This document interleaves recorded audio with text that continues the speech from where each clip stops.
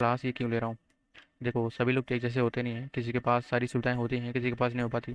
तो जो लोग दूर गाँव में होते हैं, जैसे कि अब वहाँ पे एनसीईआरटी मिल नहीं पाती, ठीक है, वहाँ पे सारी एनसीईआरटी मिल नहीं पाती, इसलिए मैं यहाँ पे क्लासेस ले रहा हूँ ताकि एनसीईआरटी वो ऑनलाइन माध्यम से देख सकें, क्योंकि आजकल डिजिटल हो चुका है। तो सबके पास फ़ोन तो हो गया है, जिसकी वजह से मैं ये वीडियो बना रहा हूँ ताकि वो लोग यहाँ पे ऑनलाइन देख सकेंगे। ठीक है, तो पहला ये तो रीज़न हो गया। दूसरा रीज़न ये है कि अब जो लोग भी जैसे कि आईएएस की, ठीक है, आईएएस की कर रहे हैं और पीसीएस कर रहे हैं, तो वो उनमें बेसिकली ये चीज़ें बहुत इंपॉर्टेंट होती हैं। ठीक है, तो यहाँ से मैं बेसिक पढ़ाऊंगा ताकि उनको प्रॉफिट हो सके। मैं ये पूरी क्लास लगभग 2-3 बार मैंने एनसीईआरटी कंप्लीट कर चुकी है, तो मैं इसको पढ़ा सकता हूँ, इसलिए मैं इसको पढ़ा रहा हूँ। और थर्ड, मैं कभी आप लोगों से नहीं कहता कि लाइक शेयर सब्सक्राइब करने के लिए, क्योंकि ये चीज़ें बार बार बोलना भी थोड़ा बोरिंग टाइप का होता है। तो आप लोग बस ये काम कर सकते हैं कि ये चीज़ें उन लोगों के पास शेयर कर सकते हैं जिनके पास बुक ना हो, जिनके पास बुक अवेलेबल ना हो, या जो बुक से समझ नहीं पाते हैं। बहुत सारे लोग होते हैं ना, बुक से समझ नहीं पाते हैं। तो अगर वो लोग वीडियो देखेंगे तो बुक से अच्छी तरह से समझ भी लेंगे। तो मुझे बस इतना चाहिए कि आप लोगों का सपोर्ट मिले, क्योंकि काफ़ी टाइम से मैं वीडियो डाल नहीं रहा हूँ। जो मैंने वीडियो डाली है उस पर अच्छे कमेंट्स भी नहीं आ रहे हैं। अगर आप लोग सपोर्ट करेंगे तो मुझे भी मोटिवेशन मिलेगा, और मुझे लगता है कि जितने लोग देखते हैं उन्हें मेरी वीडियो से ज़रूर प्रॉफिट होता है। तो थोड़ा सा आप लोग सपोर्ट करिए ताकि मुझे भी मोटिवेशन मिले और मैं आगे वीडियो आप लोगों को दे सकूँ। मैंने बोला है ना कि मैं 6 से 12 तक ही कंप्लीट कराऊंगा, तो मैं कंप्लीट करवाऊंगा ही, ज़रूर करवाऊंगा। ठीक है, तो चलिए शुरू करते हैं। और welcome to my YouTube channel UPSC मेरे मंजिल। तो आज हम लोग पढ़ेंगे कृषि के बारे में। ठीक है, देखते हैं कृषि के बारे में क्या है। चलिए शुरू करते हैं। जिसमें हम यहाँ शुरू करते हैं। ठीक है, तो पहले मैं इसमें बता दूं कि ये किसके बारे में बात हो रही है। ठीक है, पौधों से परिष्कृत उत्पाद तथा रूपांतर में 3 प्रकार की आर्थिक क्रियाएं सम्मिलित होती हैं। देखो, कृषि में कोई भी चीज़ 3 प्रकार की इसमें सम्मिलित होती है। मैं समझा रहा हूँ, जैसे कि प्राथमिक क्रियाएं, द्वितीयक और तृतीयक। जैसे कि मैं समझा रहा हूँ आप लोगों को, जैसे मान लो कि आलू है। ठीक है, आलू से हम लोग क्या लोग बनाते हैं, जैसे मान लीजिए आलू है। ठीक है, आलू से हम लोग बनाते हैं चिप्स, पहला हो गया। ठीक है, अब ये हो गया चिप्स। ठीक है, उसके बाद इसको हम लोग मार्केट में बेचते हैं। ठीक है, 3 काम हो गया मान लो इसके, फिर इसको हम मार्केट में बेच देते हैं, बाजार में। ठीक है, तो ये हो गया। देखो, ये वाला जो चीज़ हो गया ये प्रकृति से संबंधित हो गया, हमारे पर्यावरण और प्रकृति से। ठीक है, ये प्रकृति से संबंधित हो गया। ठीक है, ये जो हो गया हमारे स्वाद या हमारी प्रॉफिट के लिए, ठीक हो गया, ये हमारे लिए हो गया। और ये क्या है, हमारे संसाधन के लिए हो गया। तो ये तीनों चीज़ें जो है ना, ये एक दूसरे से जुड़ी हुई हैं, और यही चीज़ें मिलकर बनाती हैं कृषि। और ये क्या है, ये प्रकृति से जुड़ा हुआ हो गया। ठीक है, और चिप्स क्या है, जो हम लोग, जैसे कि अब इसका हम लोग उपयोग करते हैं, इसको आलू को हम निकालते हैं, ठीक है, खेतों से, इसको धुलते हैं, काटते हैं, ये प्रोसेस हो गया। ठीक है, उसके बाद ये जो तीसरा है बाजार वाला, ये इन दोनों का पूरक है, इन दोनों को सपोर्ट करता है। ठीक है, तो यही ये तीनों चीज़ें हम पढ़ेंगे। ठीक है, ये चीज़ें बहुत इंपॉर्टेंट है, क्योंकि देखिए आईएएस वाले या पीसीएस वाले एग्जामों में ये डायरेक्ट क्वेश्चन पूछ लेता है। क्योंकि इकोनॉमी में जब हम पढ़ेंगे, इकोनॉमिक जब हम लोग बुक पढ़ेंगे, तो उसमें ये तीनों क्रियाएं बहुत डिटेल में पढ़ाई जाएंगी। ठीक है, और ये चीज़ें वहाँ पे तो डिटेल में पढ़ाई जाएंगी, बट ये बेसिक जो है ना, बेसिक वहाँ पे मिलेगा नहीं। बेसिक हमें मिलेगा एनसीईआरटी से। तो अगर हम एनसीईआरटी पढ़ेंगे तभी हम बेसिक समझ पाएंगे उसका, कि उसमें क्या बताया गया है, और हम उसके बारे में जान पाएंगे। ठीक है, तो चलिए शुरू करते हैं। आप लोग समझ गए होंगे, इसको देखते हैं। प्राथमिक क्रियाओं में, प्राथमिक क्रियाओं के अंतर्गत सभी क्रियाओं को शामिल किया जाता है जिनका संबंध प्रकृति संसाधनों, उत्पादों और निष्कर्षण से होता है। मतलब जो प्रकृति से संबंधित होते हैं। ठीक है, आगे देखते हैं। जैसे कि कृषि, मत्स्य और संग्राहक, इनमें अच्छे उदाहरण होते हैं। जो चीज़ें प्रकृति से संबंधित है वो इसमें सम्मिलित की जाती है प्राथमिक क्रियाओं में। ठीक है, अब देखते हैं द्वितीय क्रियाएं। इन संसाधनों के परिष्करण संबंधित हैं, मतलब इस्पात, विनिर्माण, ठीक है, डाबर रोल, रोटी। ठीक है, अब जैसे कि क्या है कि मान लो हम प्रथम निर्माण में क्या होता है कि हम लोग गेहूं को उपज करते हैं। ठीक है, अब गेहूं को उपज उपज करने के बाद हम लोग सेकंड में क्या करते हैं, उसका ब्रेड बना देते हैं, तो वो आ गया सेकंड में। ब्रेड बनाने के बाद उसको अगर हम बाजार में बेच दें तो थर्ड में आ गया। ठीक है, आगे देखते हैं। और कपड़ा बुनते हैं। ठीक है, अब ये हो गया हमारा द्वितीय क्रिया। अब तृतीय क्रिया में हम देख ले क्रियाकलापों का उदाहरण है। अब तृतीय क्रियाओं में देख लेते हैं। तृतीय क्रियाएं प्राथमिक क्रियाओं और द्वितीय क्रियाओं के क्षेत्रों का सेवा कार्यों द्वारा उपयोग प्रदान किया जाता है। अब क्या है कि मान लो हम आलू से चिप्स बना लिए। ठीक है, अब चिप्स बना के अगर हम बाजार में बेचेंगे तो ये तृतीयक हो गया ना, तीसरा हो गया ये बाजार में बेचना। तो ये हमारे इन दोनों का ये पूरक है। ठीक है, इन दोनों का ये पूरक है। आगे देखते हैं। जैसे कि यातायात, व्यापार, बैंकिंग, बीमा और विज्ञापन तृतीय क्रियाओं के उदाहरण हैं। ठीक है, आप लोग समझ गए, आगे देखते हैं। अब जैसे कृषि, अब कृषि क्या है, कृषि का हम लोग इसमें अच्छे से डिफिनेशन देख लेते हैं। कृषि एक प्राथमिक क्रिया है। ठीक है, कृषि पहली प्राथमिक क्रिया है। फसलों, फलों, सब्जियों, फूलों को उगाना और पशुधन फलन पालन इनमें शामिल है। विश्व में 4% लोग कृषि से संबंधित क्रियाओं में संलग्न है, बस 4% लोग। ठीक है, भारत में लगभग 2/3 जनसंख्या कृषि पर निर्भर है। 2/3 मतलब लगभग 5 या 8%, ठीक है, 5 या 8%, ये इतनी है जो भारत की जनसंख्या कृषि में लगी हुई है। ठीक है, आगे देखते हैं। अनुकूल स्थलाकृतियाँ। अब देखो कृषि के लिए अनुकूल स्थलाकृतियाँ कीजिए, क्योंकि पहाड़ों पे तो कृषि हो नहीं सकती। ठीक है, पठारों पे कृषि उतनी अच्छी हो नहीं सकती। तो हमें इसके लिए मैदान, अच्छा मैदान चाहिए और अनुकूल स्थलाकृतियाँ चाहिए। ठीक है, और जलवायु कृषि क्रियाकलापों के लिए अनिवार्य है। अब देखो जैसे कि हम रेगिस्तान में तो फसल अच्छी उगा नहीं सकते, क्योंकि उसके लिए जलवायु भी तो अच्छी होनी चाहिए ना। आप लोग समझ गए होंगे। आगे देखते हैं। जिस भूमि पर फसलें उगाई जाती हैं कृषिगत भूमि कहलाती है। अब कृषिगत भूमि क्या है कि जिन क्षेत्रों पे भूमि अच्छी है, जहाँ जिन क्षेत्रों की भूमि अच्छी है वहाँ पे हम कृषि उगाएंगे, जिसको हम कहते हैं कृषिगत भूमि। ठीक है, आगे देखते हैं कि क्षेत्रों में क्रियाकलापों विश्व के किन्हीं उन प्रदेशों में संकेंद्रित किया गया है जहाँ फसलें उगाने के लिए उपयुक्त। तो ये मैप में है, आगे देखते हैं हम लोग। ये देखो मैप है। ठीक है, तो जहाँ जहाँ ये ब्लू कलर है ना, ये हरा हुआ, हरा वाला देख ली, सॉरी, यहाँ पे ग्रीन कलर है ना, यहाँ पे कृषि होती है। ठीक है, यहाँ पे देख लो, यहाँ पे कृषि होती है। यहाँ पे बहुत कम कृषि होती है, क्योंकि ये पूरा डेजर्ट एरिया है। यहाँ पे देखो कृषि होती है। ठीक है, यहाँ जहाँ जहाँ ये हरा है ना, यहाँ पे कृषि होती है। आगे देखते हैं। हम सबसे ज़्यादा हमारे भारत में कृषि होती है, देख सकते हो यहाँ पे। ठीक है, अब आगे देखते हैं।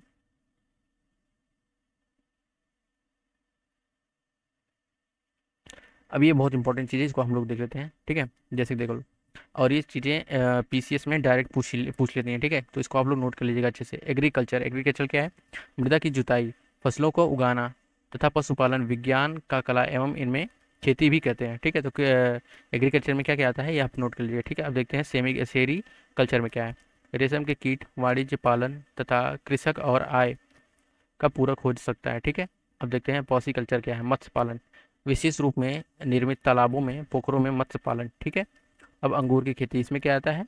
वीटी कल्चर आता है, जिसमें कहते हैं द्रक्षा कृषि। ठीक है, और उसके बाद आता है हॉर्टिकल्चर, उद्यान कृषि। तो ये आप तीनों नोट कर लीजिएगा। ठीक है, और ये कल्चर जो ऐड होता है यहाँ पे देखिए, एग्रीकल्चर हो गया, सेरीकल्चर हो गया, पीसी कल्चर हो गया, वीटी कल्चर हो गया और हॉर्टिकल्चर हो गया। तो यहाँ से हम इसको अच्छी तरीके से याद कर सकते हैं, और ये सारे पॉइंट्स इंपॉर्टेंट है। ठीक है, आप इसको अच्छी तरीके से नोट कर लीजिएगा और अपने माइंड में सेट कर लीजिएगा, क्योंकि ये सारे पॉइंट ना पीसीएस एग्जामों में डायरेक्ट प्री में पूछ लेता है। ठीक है, और 2020 में काफ़ी इसमें क्वेश्चन पूछा भी है, मैंने देखा है इसमें। तो आप लोग इसको अच्छी तरीके से नोट कर लीजिएगा। ठीक है, आगे देखते हैं। अब देखते हैं कृषि तंत्र क्या है।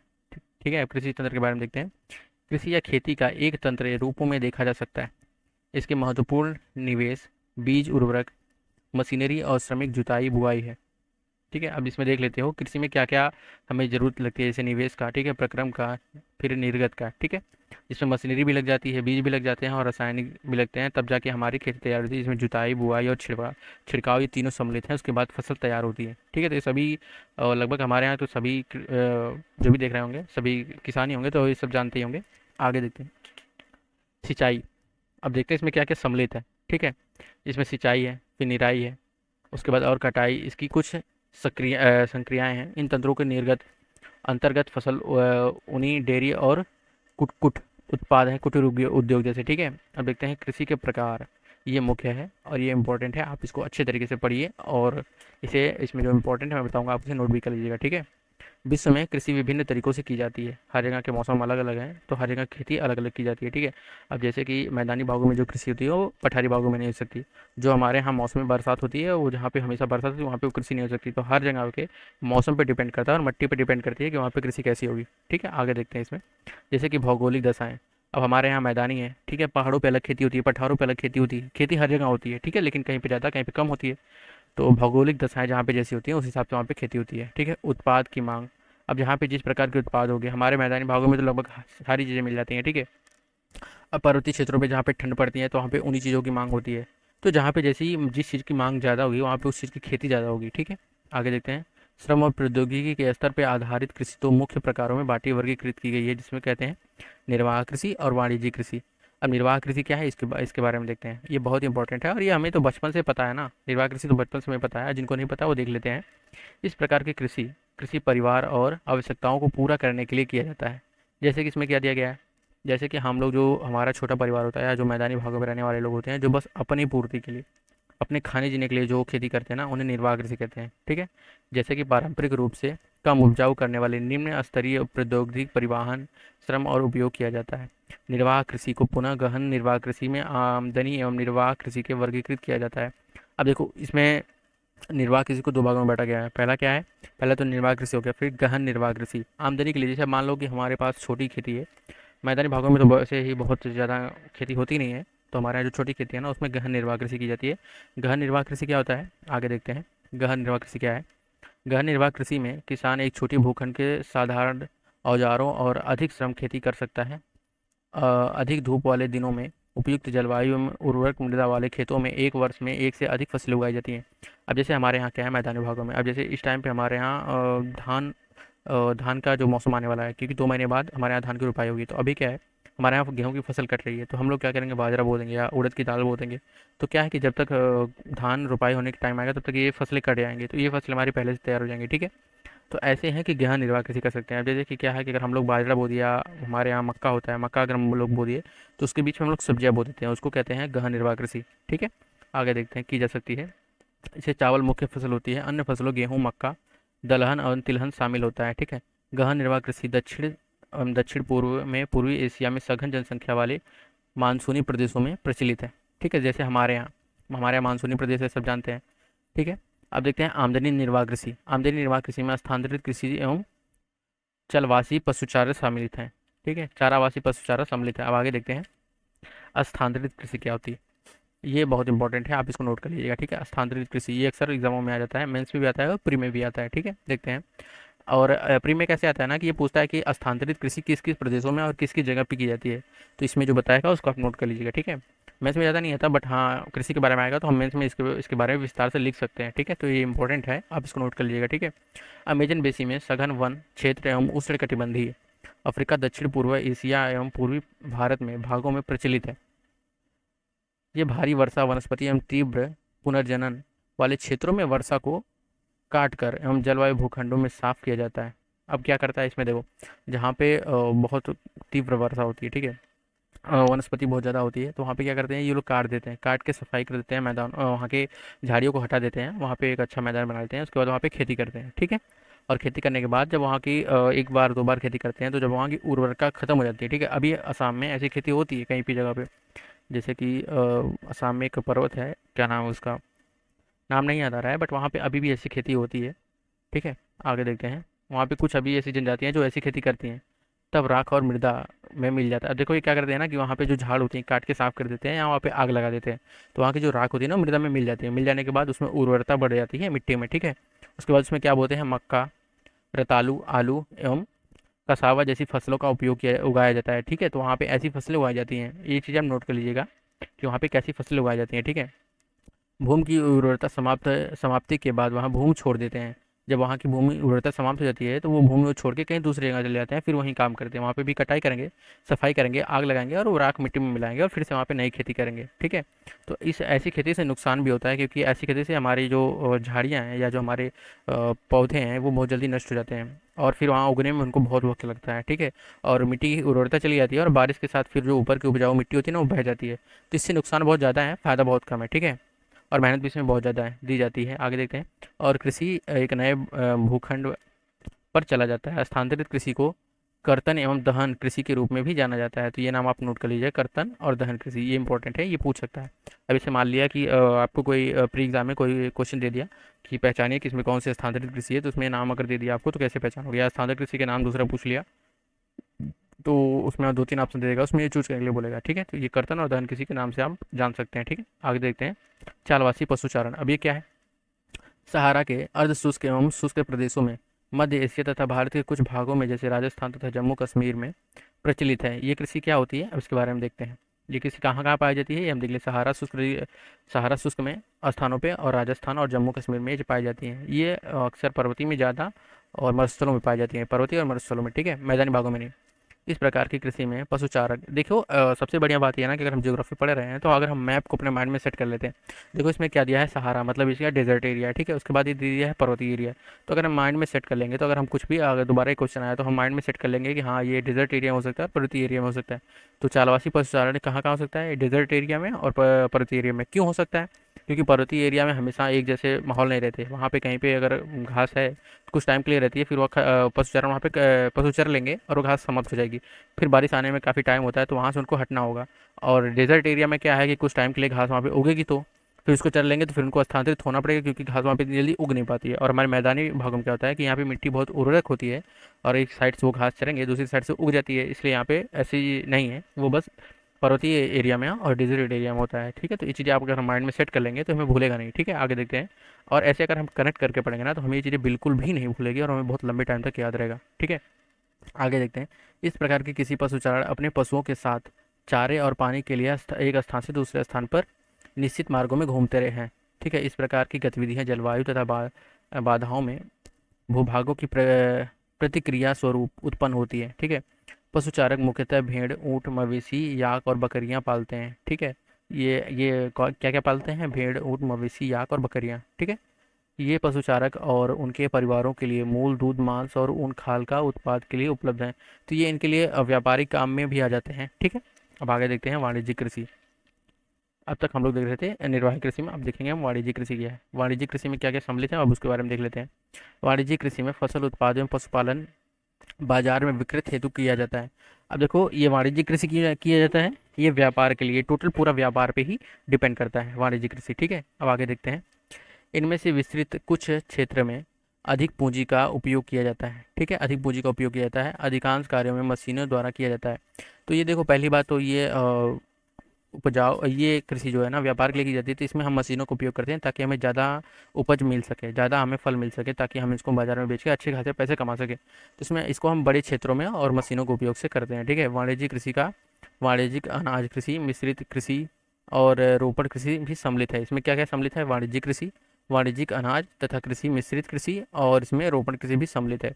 और इसको हम किसका उपयोग करके इसको हम करते हैं? इसको हम मशीनों के उपयोग द्वारा इसमें ज़्यादा उपज लाते हैं। ठीक है, अब देखते हैं वाणिज्यिक अनाज कृषि। क्या है वाणिज्यिक अनाज कृषि? वाणिज्यिक अनाज कृषि में फसलों वाणिज्यिक उद्देश्यों से उगाई जाती है। गेहूं और मक्का सामान्य रूप से उगाए जाने वाले फसलों में से हैं। उत्तरी अमेरिका, यूरोप, एशिया तथा शीतोष्ण घन मैदान में वाणिज्यिक अनाज कृषि क्षेत्र में प्रमुख क्षेत्र हैं। ठीक है, तो कहाँ कहाँ है ये, इसको हम नोट कर लेते हैं। जैसे कि अमेरिका, यूरोप, एशिया, शीतोष्ण घास के मैदानों में वाणिज्यिक अनाज कृषि के वो प्रमुख क्षेत्र हैं। ठीक है, ये हम नोट कर सकते हैं। और ये यहाँ पे क्यों होते हैं? क्योंकि यहाँ पे इनका देखो, अब मैप के रूप से हम यहाँ पे देखेंगे कि यहाँ पे जो जलवायु है ये इसके लिए अनुकूल है। तो जलवायु के अनुसार, और वहाँ पे खेती बहुत ज़्यादा है, मतलब फील्ड बहुत ज़्यादा है और जनसंख्या बहुत कम है, जिसकी वजह से वहाँ पे ये वाणिज्यिक कृषि हो सकती है। अब हमारे यहाँ मैदानी भागों में उपजाऊ मिट्टी तो है, लेकिन वाणिज्यिक कृषि हो नहीं सकती, क्योंकि यहाँ पे क्षेत्र बहुत कम है और जनसंख्या बहुत ज़्यादा है। ठीक है, तो ये चीज़ें हम कनेक्ट करके पढ़ेंगे। आगे देखते हैं। ये क्षेत्र सैकड़ों हेक्टेयर के बड़े फार्मों में उपयुक्त विशाल आबादी वाले हैं। ठीक है, अब आगे देखते हैं।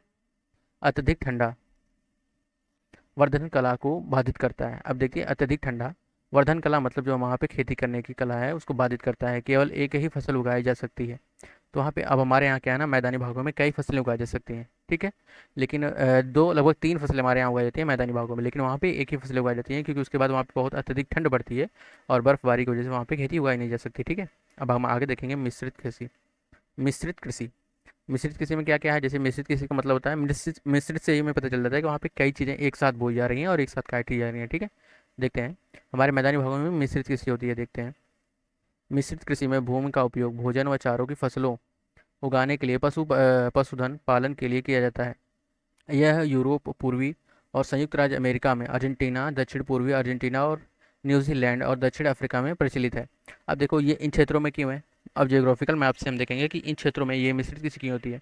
क्योंकि यहाँ पे देखो, यहाँ पे जो मिट्टियाँ हैं वो बहुत ही उपजाऊ हैं। ठीक है, और दूसरा क्या हुआ, यहाँ पे जो पर्यावरण है ये इसके लिए बहुत ही अनुकूल है। ठीक है, और वहाँ पे जनसंख्या कम है और क्षेत्र बहुत ज़्यादा है, जिसकी वजह से वहाँ पे ये खेती अनुकूल है। और वहाँ पे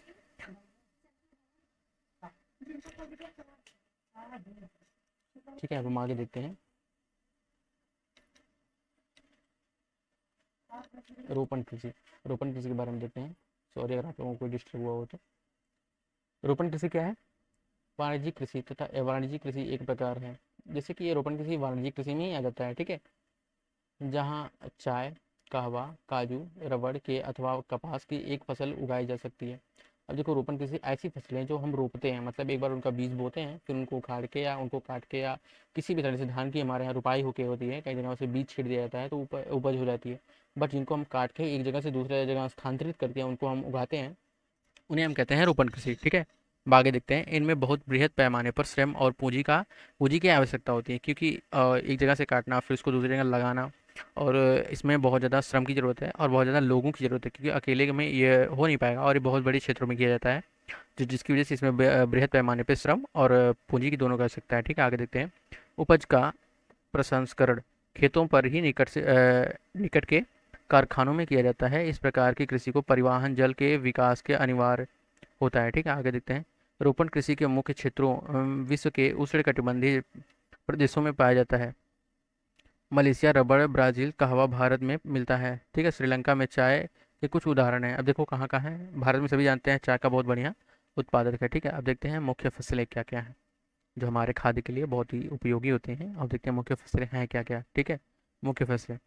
बढ़ती हुई जनसंख्या आवश्यकताओं को पूरा करने के लिए विधि प्रकार की फसलें उगाई जाती हैं, विविध प्रकार की। ठीक है, जैसे कि फसलों की कृषि आधारित उद्योगों के लिए कच्चे माल तथा आपूर्ति करती है। गेहूं, चावल, मक्का, बाजरा मुख्य खाद्य फसलें हैं। जूट और कपास रेशेदार फसलें हैं। ठीक है, चाय और कहवा मुख्य पेय फसलें हैं। अब पहला हम देखेंगे चावल के बारे में। चावल कहाँ होता है, कितना होता है और क्या होता है। ठीक है, और इसकी क्या बुआई कैसे होती है, कटाई कब होती है, सारी चीज़ हम इसके बारे में जानेंगे। ठीक है, और कहाँ कहाँ कितनी होती है। ठीक है, चावल चावल एक मुख्य फसल है हमारे लोगों के लिए। ठीक है, यह विश्व की मुख्य खाद्य फसल है। यह उष्णकटिबंधीय और उपोष्णकटिबंधीय प्रदेशों में मुख्य आहार है। चावल के लिए उच्च तापमान, अधिक आर्द्रता एवं वर्षा की आवश्यकता होती है। अब देखिए इसका मैपिंग क्या है कि देखो, जहाँ पे अत्यधिक वर्षा होगी, जहाँ पे अत्यधिक तापमान होगा, मतलब जहाँ आर्द्र जलवायु होगी, वहीं पे ये चावल उगाया जा सकता है। ठीक है, यह फसल चिका युक्त जलोढ़ मृदा, जलोढ़ मृदा में रोकने की क्षमता होती है। ठीक है, सर्वोत्तम ढंग से बढ़ती है। चीन चावल उत्पादनों में अग्रणी है। इसके बाद क्रमशः भारत, जापान, श्रीलंका, मिस्र अनुकूल जलवायविक दशाओं में, पश्चिमी बंगाल और पश्चिमी बंगाल देशों में ये वर्षा तीन फसलों, देखो हमारे यहाँ क्या है ना, तीन फसलें उगाई जाती हैं। अब जैसे हमारे साउथ में चावल जो है दो दो बार उगाया जाता है। हमारे यहाँ उत्तर प्रदेश में या मध्य प्रदेश, बिहार में चावल एक बार उगाया जाता है। हरियाणा, पंजाब, यहाँ पे एक बार चावल की खेती होती है। बट हमारे साउथ में चावल लगभग दो या बार या तीन तीन बार काटा जाता है, क्योंकि वहाँ पे लगातार पूरे, अब जैसे हम नीचे जाते हैं, ठीक है, भूमध्य रेखा की तरफ, वहाँ पे वर्षा बहुत ज़्यादा होती है, आप सभी को पता है। वर्षा ज़्यादा होने की वजह से वहाँ पे आर्द्र मौसम होगा। आर्द्र मौसम होने की वजह से वहाँ पे धान की खेती बहुत ज़्यादा हो सकती है, चावल बहुत ज़्यादा उगाया जा सकता है। ठीक है, अब हम देखेंगे गेहूँ। गेहूँ का वर्धन कला के मध्य तापमान एवं वर्षा और समस्या कर्तन, फसल की कटाई के समय तेज धूप की आवश्यकता होती है। अब देखो, जब गेहूँ बोया जाता है ना, तो हमें ठंड की जरूरत होती है। ठीक है, लेकिन जब गेहूँ कटता है तो उसमें बहुत अत्यधिक धूप की जरूरत पड़ती है, बहुत अत्यधिक गर्मी की जरूरत पड़ती है उससे सूखने के लिए। ठीक है, इसका विकास सु अपवाहित टुमट मृदा, दोमट मृदा है, टुमट नहीं है, दोमट मृदा में सर्वोत्तम ढंग से हो पाता है, जैसे कि हमारे उत्तरी मैदानों में। गेहूं संयुक्त राज्य अमेरिका, कनाडा, अर्जेंटीना, रूस, यूक्रेन, ऑस्ट्रेलिया, भारत में विस्तृत रूपों से उगाया जाता है। भारत में यह शीत ऋतु में उगाया जाता है। अब देखो हमारे भारत में शीत ऋतु के लास्ट में हमारे यहाँ गेहूँ की बुआई होती है। ठीक है, उसके बाद हमारे यहाँ ये मार्च अप्रैल में इसकी लगभग अप्रैल में 10 अप्रैल से इसकी कटाई शुरू हो जाती है। ठीक है, आगे देखते हैं। अभी अब की बार तो हमारे यहाँ जल्दी कटाई हो रही है। ठीक है, हमारे यहाँ वैसे हमारे खेतों में आज हम खुद गेहूँ काट के आए हैं। ठीक है, तो देखते हैं आगे। मिलेट। अब मिलेट क्या है, ये मोटे अनाज के रूप में भी जाना जाता है और कम उपजाऊ तथा जलवायु मृदा में, बलुई मृदा में उगाई जाती है। ऐसी फसल जिसमें कम वर्षा, उच्च मध्य तापमान और पर्याप्त सूर्य प्रकाश आवश्यकता होती है, जैसे ज्वार, बाजरा, रागी भारत में उगाई जाती है। ठीक है, आगे देखते हैं। भारत में उगाए जाते हैं और इसमें नाइजीरिया, चीन, ठीक है, के उत्पादों में देश में आता है। ठीक है, अब देखते हैं मक्का। मक्का एक मोटी दलहन है, दलहन में आता है और ये बहुत ही इंपॉर्टेंट है, इसको देखते हैं। ठीक है, इसके लिए मध्य तापमान और वर्षा, अधिक धूप की आवश्यकता होती है। ठीक है, हमारे यहाँ मक्का भी उगाया जाता है उत्तर भारत में। ठीक है, आगे देखते हैं। इसे सुअपवाहित उपजाऊ मृदा की आवश्यकता होती है। मक्का उत्तर भारत, अमेरिका, ब्राज़ील, चीन, रूस, कनाडा, भारत और मैक्सिको में उगाई जाती है। अब देखते हैं कपास। कपास क्या है, कपास भी एक मोटे अनाज में आता है। ठीक है, इसकी वृद्धि के लिए उच्चतम तापमान, हल्की वर्षा, 200 वर्ष से 210 पाला रहित दिनों में तेजी से चमकीली धूपों की आवश्यकता होती है, मतलब पाला जहाँ ना रहे। ठीक है, इसको धूप अत्यधिक चाहिए। यह काली और जलोढ़ मृदा में सर्वोत्तम होती है, जिससे चीन, संयुक्त राज्य अमेरिका, भारत, पाकिस्तान, ब्राजील और मिस्र कपास अग्रणी उत्पाद है। देखो हमारे भारत में पठारी क्षेत्रों में जहाँ काली मृदा पाई जाती है, वहाँ पे ये उगाया जाता है। ठीक है, आगे देखते हैं। ये सूती वस्त्र उद्योगों के लिए महत्वपूर्ण है और हमारा भारत देश प्राचीन काल से ही कपास का बहुत बड़ा कच्चा माल का बहुत बड़ा ये क्या कहते हैं व्यापार रख रहा है, मतलब बहुत ज़्यादा उसको क्या कहते हैं यार, मतलब बेचने वाला रहा है। ठीक है, निर्यातक रहा है। ठीक है, आगे देखते हैं। इसके क्या है, पटसन। इसके सुनहरे रेशों के रूप में भी जाना जाता है। यह जलोढ़ मृदा में अच्छे ढंग से विकसित होती है। ठीक है, इससे उच्चतम तापमान, भारी वर्षा जलवायु की आवश्यकता होती है। यह फसल उष्ण कटिबंधीय क्षेत्रों में उगाई जाती है। भारत बांग्लादेश पटना में अग्रणी है। तो इसको आप बस सुनते चलिए, इसमें कुछ ज़्यादा इंपॉर्टेंट नहीं है। हाँ, इसमें कुछ चीज़ें इंपॉर्टेंट है, आप बस सुन लो, आपको याद होगा। आगे जब आप इकोनॉमी की बुक पढ़ेंगे तो उसमें ये सारी चीज़ें आपको डिटेल में मिल जाएंगी। ठीक है, तो इसको आप सुनते चलो, ज़्यादा बर्डन फील मत करना। ठीक है, अब देखते हैं कॉफ़ी। ये कॉफ़ी इंपॉर्टेंट है थोड़ा, कॉफ़ी और चाय, इसको आप नोट कर लीजिएगा। ठीक है, इसके लिए गर्म एवं आर्द्र जलवायु और सुअपवाहित दोमट मृदा की आवश्यकता होती है। इसकी फसल की मृदा के लिए पर्वतीय ढालीय अत्यधिक उपयोगी होता है और ब्राज़ील में कॉफ़ी का अग्रणी उत्पाद इसके पश्चात कोलंबिया कोलंबिया और भारत में है। ठीक है, आगे देखते हैं चाय। ये थोड़ा इंपॉर्टेंट है, इसको आप नोट कर लीजिएगा चाय के बारे में। ठीक है, चाय बागानों में उगाई जाने वाली यह पेय फसल है। इसकी कोमल पत्तियां वृद्धियों के लिए ठंडी जलवायु एवं वर्षा, भारी वर्षा, ठीक है, समाप्त उच्च वर्षा और की आवश्यकता होती है। इसके लिए सु अपवाहित दोमट मृदा, दोमट नहीं दोमट है यहाँ। ठीक है, दोमट मृदा, मंद ढाल एवं की आवश्यकता होती है। पत्तियों को चुनने के लिए अधिक संख्या में श्रमिकों की आवश्यकता होती है। ठीक है, अब हम देखते हैं कृषि, कृषि का विकास। अब कृषि का विकास कब कैसे हुआ, थोड़ा हिस्टोरिकल बैकग्राउंड में भी चले जाते हैं। ठीक है, आगे देखते हैं। कृषि का विकास संबंधी जनसंख्या की बढ़ती मांगों को पूरा करने के लिए कृषि के उत्पादों को बढ़ाने की दिशा में किया जाने वाले प्रयास हैं। ठीक है, ये कई तरीकों से प्राप्त किया जा सकता है, जैसे कि बोए गए क्षेत्रों में विस्तार करके, बोई जाने वाली फसलों की संख्या बढ़ाकर, सिंचाई सुविधाओं में सुधार करके, उर्वरकों और उच्च उपज देने वाले बीजों का प्रयोग करके, कृषि का मशीनीकरण करके भी कृषि के विकास के अन्य पहलुओं को कृषि के विकास के चरण लक्ष्य तक खुद सुरक्षा। इसका मतलब यह ना कि हम कृषि में कैसे बढ़ोतरी ला सकते हैं। ठीक है, अच्छी मशीनें लगा के, अच्छे बीजे बोकर, अच्छे बीज डाल के, ठीक है, और अच्छी तरह उसके देखभाल करके, और वो अच्छा उर्वरक डाल के, जिससे हमारे मिट्टी की उपज अच्छी हो, हमारी मिट्टी में उर्वरता ज़्यादा आए, जिसकी वजह से हमारी फसलें अच्छी हों। ठीक है, आगे देखते हैं। कृषि का विकास विश्व के विभिन्न भागों में विभिन्न गतिविधियों से हुआ है। ठीक है, अधिक जनसंख्या वाले विकासशील देशों में अधिकतर गहन कृषि करते हैं।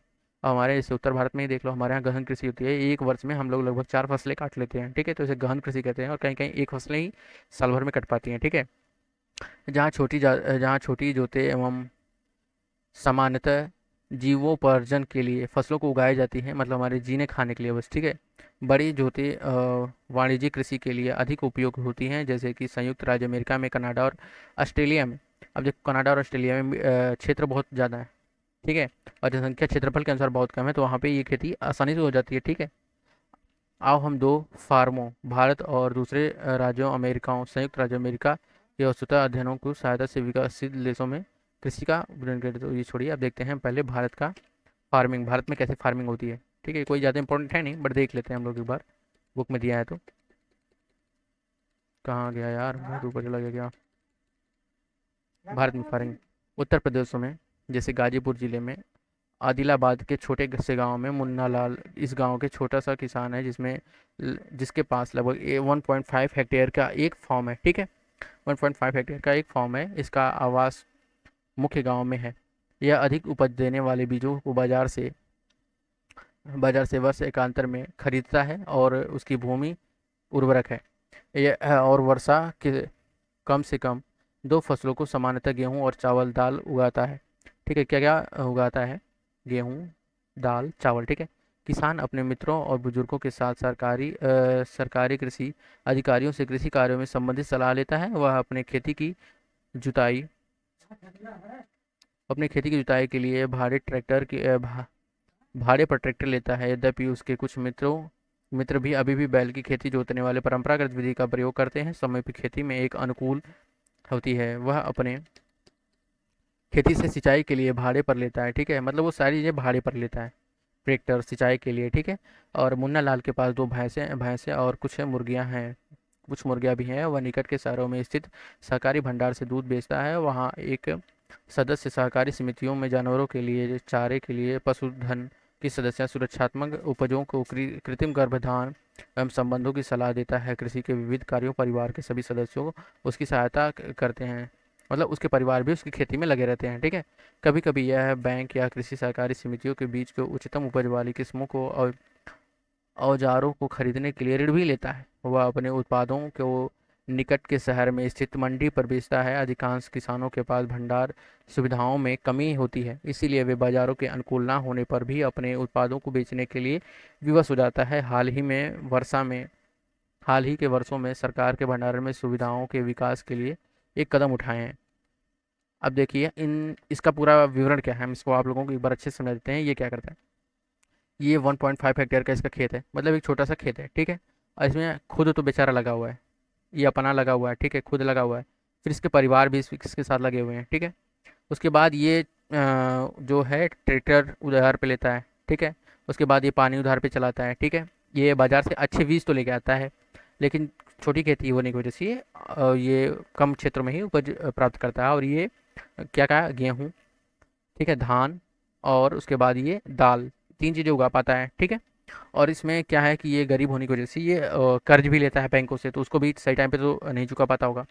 उसके बाद इसमें इसका क्या घाटा है कि ये बाज़ारों में जब अपना सामान लेके जाता है, इसके पास कोई बड़ा भंडारण तो है नहीं कि वहाँ पे अपना ये अनाज सुरक्षित रख सके। तो इसको बाज़ार पे अगर सही दाम मिले तब भी, और कम दाम मिले तभी इसको बेचना है तो बेचना है। ठीक है। तो ये इसका हो गया। अब आगे देखते हैं ये अब संयुक्त राज्य अमेरिका में क्या सिस्टम है, वहाँ पे भी देख लेते हैं। अब संयुक्त राज्य अमेरिका में क्या फॉर्म है उसका देख लेते हैं। ठीक है। संयुक्त राज्य अमेरिका में एक फॉर्म का औसतन भारतीय की तुलना में होता है, बहुत बड़ा होता है। ठीक है। संयुक्त राज्य अमेरिका की एक प्रारूप फार्म में लगभग 125 हेक्टेयर, 150 हेक्टेयर, उसका कितना था 1.5 हेक्टेयर, कितना था 1.5 हेक्टेयर, इसका कितना है 250 हेक्टेयर। अब यही भी तुलना कर सकते हो। किसान सामान्यतः फार्म फार्म में ही रहता है। ठीक है। मक्का, सोयाबीन, गेहूँ, अब देखो ये कितनी चीज़ें बोलता है, मक्का, सोयाबीन, गेहूँ, चुकंदर आदि उगाए जाने वाले कुछ महत्वपूर्ण फसलें हैं जो वैसे ही महंगे बिकते हैं। संयुक्त राज्य अमेरिका के मध्य पश्चिम में स्थित आयोवा आयोवा राज्यों में एक किसान है जो होनहार के लगभग 300 हेक्टेयर भूमि इसके पास है। ठीक है। वह अपने खेतों में मक्का तब उगाता है जब उसको आवश्यकता होती है, मृदा और जल की संसाधन एवं फसल की आवश्यकता को पूरा कर दे। फसल का नुकसान पहुंचाने वाले पीड़कों पर नियंत्रण के लिए पर्याप्त उपाय के लिए जाता है, मतलब वो अच्छी मशीनें उसके पास हैं। ठीक है। समय समय पर वह देखो समय समय पर वह मृदा में नमूनों के मृदा को परीक्षण, अब देखो वह क्या करता है, कहाँ गया, समय समय पर वह मृदा के नमूनों को परीक्षण के लिए प्रयोगशाला ले जाता है, मतलब अपनी मिट्टी को चेक भी करवाता है। ठीक है। कि उपज में पोषक तत्व का है या नहीं है। परिणाम के लिए होनहार होन होरन वैज्ञानिक उर्वरक क्रियाकलापों में योजना बनाने के लिए मदद करते हैं कि उसमें उर्वरता कैसे बढ़ाई जाए। ठीक है। उसका कंप्यूटर उपग्रह से कुछ जुड़ा हुआ होता है, उपग्रह मतलब अंतरिक्ष में। ठीक है। हमारे सेटेलाइट से उसके खेत के यथार्थ तस्वीरें देता है तथा रासायनिक उर्वरकों और पीड़कनाशकों का आवश्यकता अनुसार प्रयोगों के लिए मदद करता है। ठीक है। वह ट्रैक्टर, बीज बोने के लिए मशीनों का उपयोग करता है, क्योंकि उसकी खुद की मशीनें होती हैं और बड़ी बड़ी होती हैं। ठीक है।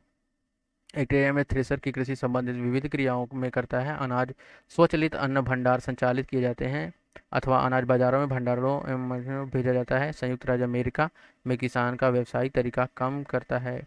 अब देखो इन दोनों में क्या डिफरेंस क्या क्या है। इसके पास कितना है, इसके पास लगभग 300 हेक्टेयर है, उसके पास कितना था 1.5 हेक्टेयर।